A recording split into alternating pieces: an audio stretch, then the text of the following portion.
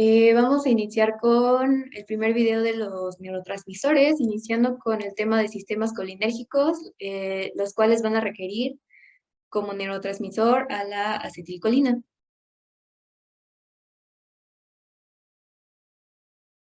Bueno, la acetilcolina va a ser clasificada como un transmisor de molécula pequeña y también puede ser clasificada como una monoamina, ya que en su fórmula química va a tener nada más un nitrógeno en ella. Va a ser transmisor general de la unión familiar de la unión neuromuscular y en el sistema nervioso autónomo. En su mayor parte va a estar concentrada en microvesículas sinápticas claras, como ya lo vimos, y va a estar en altas concentraciones en las terminales de las neuronas colinérgicas. Bueno, ¿dónde se va a localizar?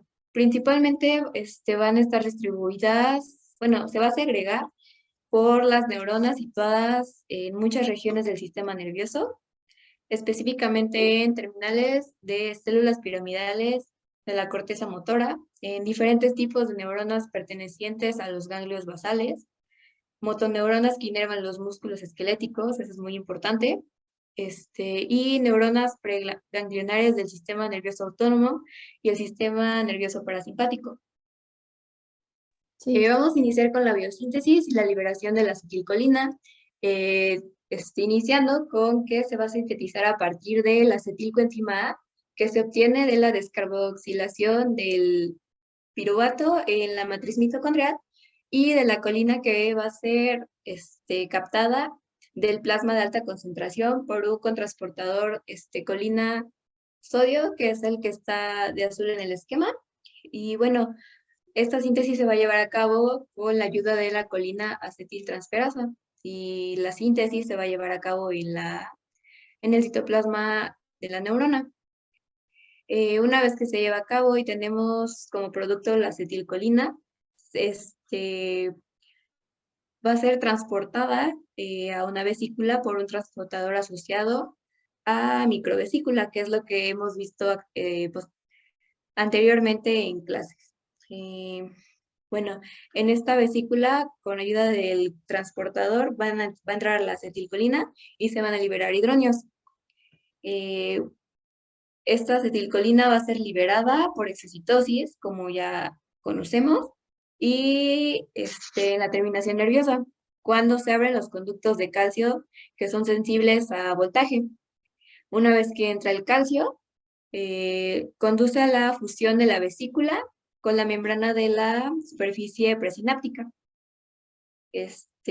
Bueno, a partir de esto, la acetilcolina es expulsada hacia la hendidura sináptica, como lo podemos ver, y en este proceso van a participar las proteínas relacionadas con el sinaptosoma, que son las SNAP, y con las proteínas relacionadas con microvesículas, que son las PAM. bueno, recapitulando un poco, cuando sucede lo de la síntesis de la acetilcolina, lo que va a pasar después va a ser que se guarden las vesículas y de que se libere. Bueno, en la liberación, en la parte de la liberación se va a liberar por exocitosis. Como ya sabemos, esto va a ser gracias a lo que es el mecanismo de potencial de acción.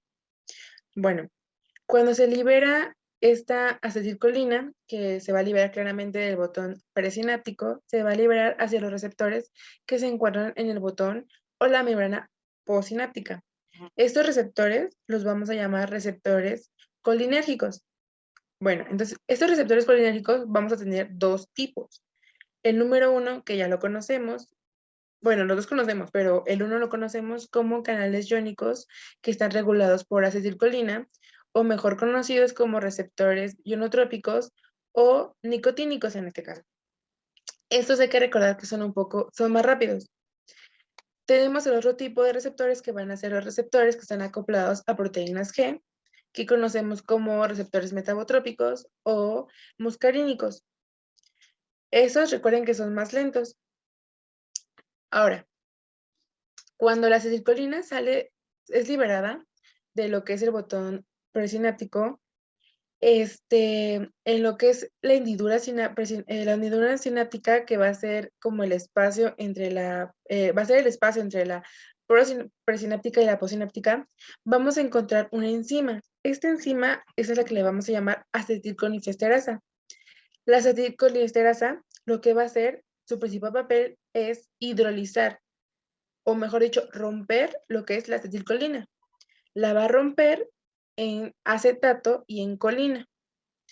Ahora, cuando la rompe, lo que hace la neurona presináptica es regresarlas a ella. ¿Y cómo lo hace? Bueno, esto va a ser por medio de cototransportadores que van a ser dependientes de sodio.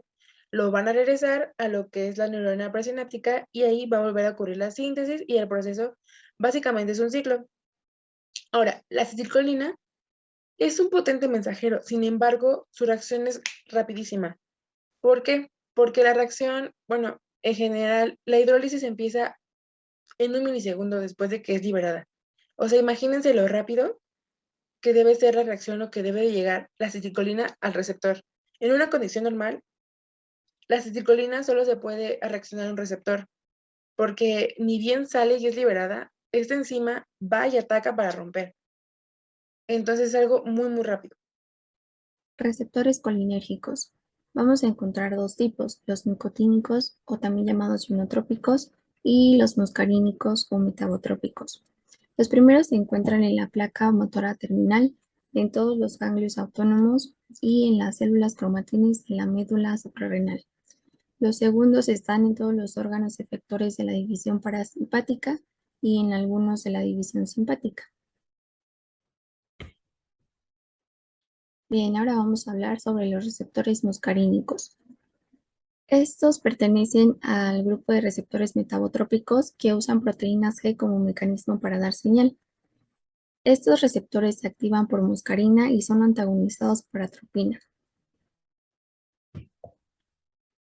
Dentro de su localización principal y secundaria, bueno, primeramente en la principal, que está dentro del sistema nervioso, encontramos la somatodendrítica, que bueno, está en diversos tipos de neuronas, tanto colinérgicas como de otros tipos, y se encuentran principalmente también en la membrana plasmática de células de músculo liso, músculo cardíaco, también están a nivel cerebral y de ciertas glándulas.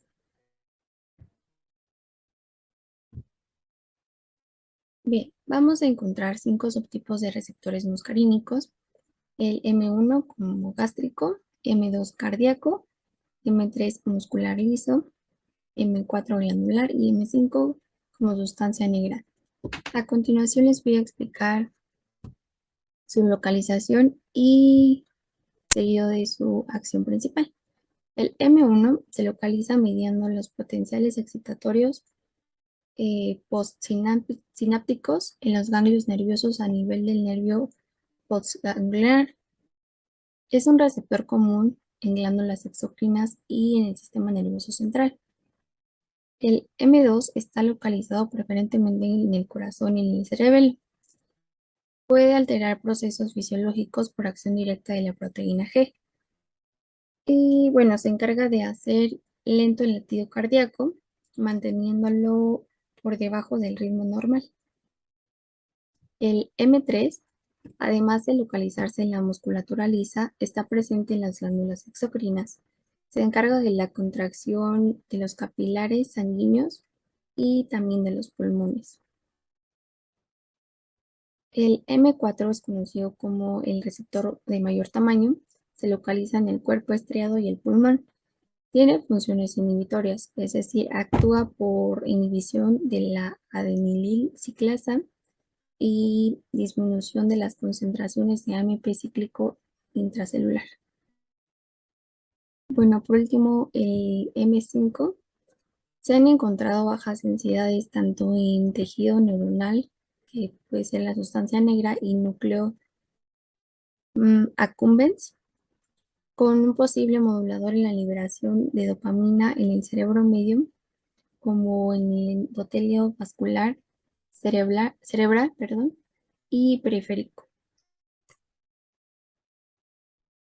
Bien, Como otro dato, los receptores tanto M1 como M3 y el M5 se acoplan a la proteína GQ.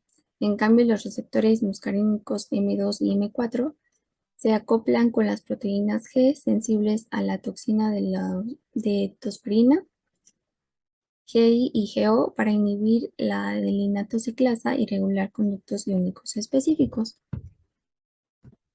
Bueno, cabe mencionar que los receptores colinérgicos muscarínicos activan la proteína G cuando se une con la acetilcolina extracelular.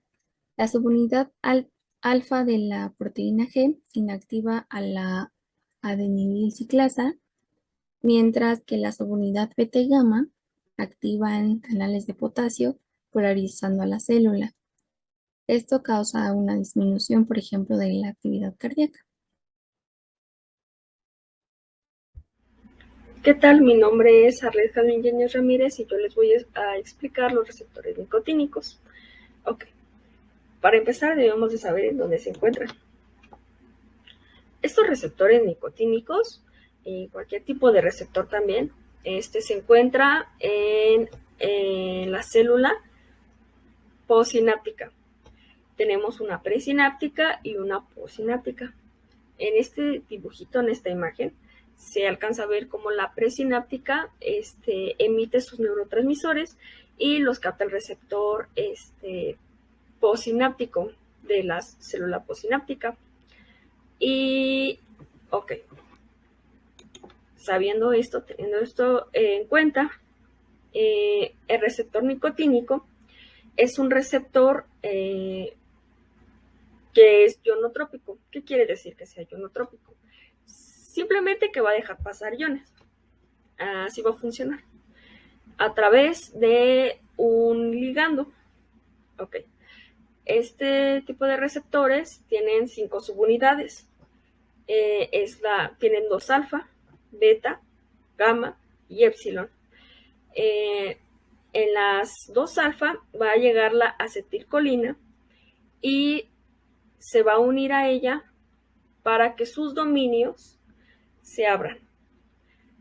Sus dominios, recuerden que es cuántas veces pasa por la membrana pues receptor. Entonces, estos dominios se fusionan y se separan de modo que hagan un canal y puedan transportar iones por ahí. Así es como funciona este receptor nicotínico. Cabe destacar que para que funcione deben de llegar o debe de captar las dos neurotransmisores de la acetilcolina de las 2 subunidades alfa para que se pueda abrir. Además, que necesita de mucha cantidad de acetilcolina en la hendidura postsináptica, pues para que pueda captar estos dos y pueda realizar su función. También en sus subunidades puede tener receptores de nicotina, que estos pues bueno, tienen efectos en el cerebro, y también tiene receptores de una toxina que se llama alfa-bungorotoxina. Esta es de un veneno, es una toxina que precisamente lo que hace es inhibir el efecto de la acetilcolina. Es decir, se unen a una de estas subunidades y al momento de unirse lo inhiben, ya no se puede unir la acetilcolina, ya no se pueden abrir los canales, entonces ya no pasaría esa información o esta sinapsis química. Entonces, de ese modo puede inhibir esta sinapsis. Les puse o anexé unas imágenes aquí de apoyo, en donde en la imagen, en la primera imagen, se muestran nada más la subunidad alfa, que es la que está en rojo, que en una membrana y que está en un medio extracelular, su receptor, donde llega el ligando y se une. Y en la superior derecha podemos encontrar otra imagen en donde, bueno, esto es como una vista superior y se pueden ver todas las subunidades. Y abajo, pues son la imagen de abajo, pues son simplemente cómo es que los canales pues se abren y deja pasar el canal se abre y deja pasar los iones para pues generar la respuesta. Esta imagen es recopilada del libro de neurociencia de Purves. Y esta información también es recopilada del libro Ida Fox de fisiología. Hola, yo les voy a hablar sobre los efectos de la acetilcolina. Antes que nada, quiero iniciar con una breve recapitulación sobre lo que es la acetilcolina. Bueno, la acetilcolina se forma por la colina más acetilcoenzima A, interactúa la enzima colina acetiltransferasa y se forma la colina. Tiene sus propios receptores que son muscocarínicos y micóticos. La función de la acetilcolina se deriva al sistema nervioso central que se va a encargar de la atención, el aprendizaje y del despertar. El sistema nervioso parasimpático tiene que ver con la contracción de los músculos. Bien, ahora veamos sus efectos en el cuerpo humano. Aquí se encarga de la enfermedad de Huntington. ¿A qué se debe esto? Se debe a que se van perdiendo las neuronas. Vas perdiendo tus neuronas que se van a encargar de secretar acetilcolina y estas no llegan a las regiones, a ciertas regiones del encéfalo. Dilatan los vasos cerebrales, afecta la accesibilidad celular, mejora la atención de los estímulos sensoriales y aquí tiene que ver con los receptores muscocarínicos, especialmente con el M2, que si hay una baja de este, causa una disminución de la contracción y disminución de la frecuencia cardíaca, ya que tiene que ver con el corazón. Con el receptor M3 tiene que ver también con los bronquios, ya que causa, la baja de este causa una broncoconstricción. ¿Qué es una broncoconstricción? Es que tu bronquio ya tiene un calibre determinado, entonces se va haciendo más chiquito. También un punto es que tiene que ver con la vejiga, ya que esta se encarga de que, bueno, la vejiga está cubierta por músculos, que es el esfínter y el trusor.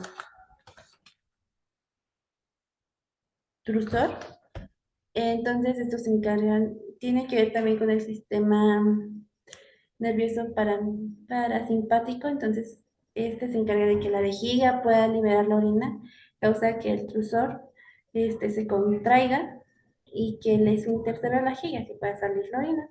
También tiene que ver con los fumadores, ya que al haber una alta cantidad de nicotina, inhibe, inhibe el apetito por la activación secundaria. También tiene que ver con el Alzheimer, ese se debe a los receptores M1, M4 y M5, ya que están encargados de la función, del sueño, de la memoria. Entonces, si estos llegan a fallar, nos causa Alzheimer. Y a la miastenia grave, que se debe a que hay anticuerpos dirigidos a los receptores de la acetilcoenzina y tú no